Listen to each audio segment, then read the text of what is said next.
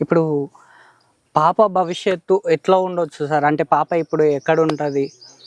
ఇప్పుడు జరిగే situation sir, యాక్చువల్గా పాపకైతే కాళ్ళ స్పర్శ లేదు సార్. అవును. 2 legs నాట్ వర్కింగ్. హ్మ్.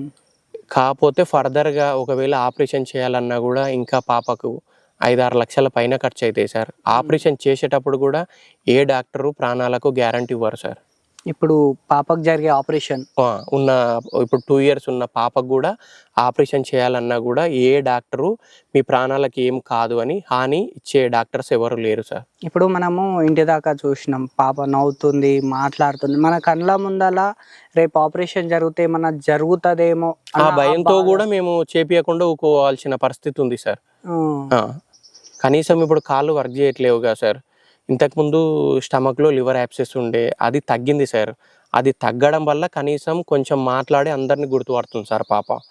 ఈ స్పైన్ మనం ఎత్తుకున్నాం అనుకోండి సార్, సంబంధం లేకుండా ఇట్లా వదిలేస్తుంది కాళ్ళు. 2 కాళ్ళు పని చేయట్లేదు, స్పర్శ కూడా లేదు సార్ కాళ్ళకి. స్పైన్ పెద్ద ఇంజరీ ఉంది బ్యాక్ సైడ్.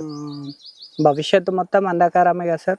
భవిష్యత్తులో కోలుకుంటది అని అయితే చెప్పే పొజిషన్ అయితే కాదు సార్ ఇప్పుడున్న సిచ్యువేషన్ కండిషన్లలో.